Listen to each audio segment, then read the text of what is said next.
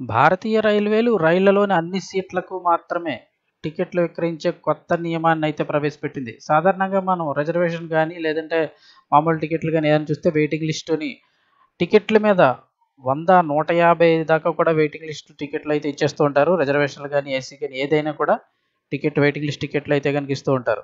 ఇకపై అలా కాదు, ఎన్ని సీట్లు ఉంటే అన్ని టికెట్లు మాత్రమే ఇవ్వాలనే కొత్త నియమాన్ని అయితే ప్రవేశపెట్టింది.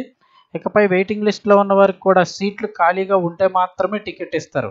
సీనియర్ సిటిజన్లు, 45 ఏళ్లు దాటిన మహిళలు, గర్భిణీలకు కింద బెర్తుల కొనసాగింపు అయితే కింద బెర్తులు ఇవ్వడం అయితే జరుగుతుంది. ఇక అలాగే దివ్యాంగులు, విద్యార్థులు, ఇతర రకాల రాయితీలు కూడా కొనసాగుతాయి. ఇక్కడ చూసినట్లయితే రైళ్లలో ప్రయాణించాలంటే ముందుగా టికెట్ బుక్ చేసుకుండి అది కన్ఫర్మ్ అయితేనే హ్యాపీగా ప్రయాణించవచ్చు. వెయిటింగ్ లిస్ట్‌లో గనుక టికెట్ ఉంటే ఇబ్బందులు తప్పవు.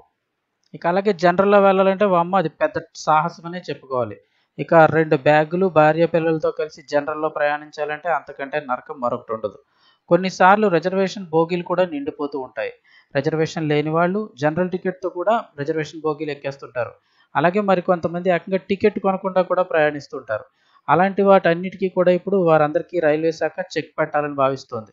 అందుకోసం ఇక నుండి కొత్త రూల్‌ను ఇండియన్ రైల్వేస్ తీసుకురానుంది. రైళ్లలో ఎన్ని సీట్లు ఉంటాయో, అంటే సాధారణంగా రిజర్వేషన్ బోగీ అయితే గనక కోచ్‌ని బట్టి ఆధారపడి ఉంటాయి. 70-90 సీటింగ్ దాకా ఈ బోగీల్లో అయితే ఉంటూ ఉంటాయి. ఇక ఎన్ని సీట్స్ ఉంటాయో అన్ని టికెట్లు మాత్రమే అమ్మాలని చెప్పేసి రైల్వే శాఖ నిర్ణయించుకుంది. అందువల్ల టికెట్ పొందేవారికి తప్పనిసరిగా సీటు ఉంటుంది. ఇక పార్లమెంట్‌లో రైల్వేలకు సంబంధించిన ప్రశ్నలకు సమాధానమిస్తూ కేంద్ర రైల్వే మంత్రి అశ్విని వైష్ణవ్ గారు ఈ విషయం వెల్లడించారు. రైళ్లలో ప్రయాణికుల సౌకర్యాన్ని దృష్టిలో ఉంచుకొని సీట్లు ఎన్ని ఉన్నాయో అన్ని టికెట్లు మాత్రమే జారీ చేస్తామని తెలిపారు. అంటే సీట్లు లేనప్పుడు ఇక టికెట్లు ఇవ్వరు. అది త్వరలోనే అమలు కాబోతోంది.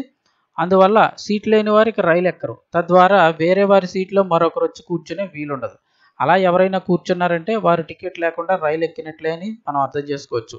అయితే టికెట్ బుక్ చేసుకునేటప్పుడు మరి కొంతమందికి వెయిటింగ్ లిస్ట్ వస్తుంది కదా! మరి అప్పుడేంటి పరిస్థితి అని చాలామందికి డౌట్ రావచ్చు.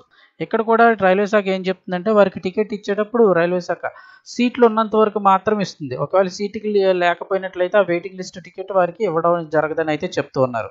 ఈ నిర్ణయం వల్ల రైళ్లలో విపరీతమైన రద్దీ సమస్య తొలగినట్లే. అలాగే ఇకపై స్లీపర్ కోచ్‌లో 6-7 లోయర్ బెర్తులను, అలాగే థర్డ్ ఏసీ కోచ్‌లోను 4-5 లోయర్ బెర్తులను, సెకండ్ ఏసీలో 3-4 లోయర్ బెర్తులను సీనియర్ సిటిజన్లు, 45 ఏళ్లు దాటిన మహిళలు, గర్భిణీలకైతే కేటాయిస్తున్నామన్నారు. అందువల్ల వారంతా కింద బెర్తుల్లో పడుకునేందుకు వీలవుతుంది. ఇక రైళ్ల టికెట్లలో తగ్గింపును కూడా ఇకపై కొనసాగిస్తామని మంత్రి అయితే తెలిపారు. అంటే ప్రస్తుతం దివ్యాంగుల టికెట్‌లో సబ్సిడీ ఉంది. అలాగే 11 రకాల కేటగిరీల పేషెంట్లు, 8 రకాల కేటగిరీల విద్యార్థులు కూడా టికెట్ ధరపై తగ్గింపు లభిస్తోంది. ఇకపై తగ్గింపు కంటిన్యూ అవుతుందని మంత్రి అయితే వివరించారు. భారతీయ రైల్వే ప్రయాణికుల భద్రతపై ఎక్కువ శ్రద్ధ చూపుతుందని మంత్రి అశ్విని వైష్ణవ్ అయితే లోక్సభకు తెలిపారు.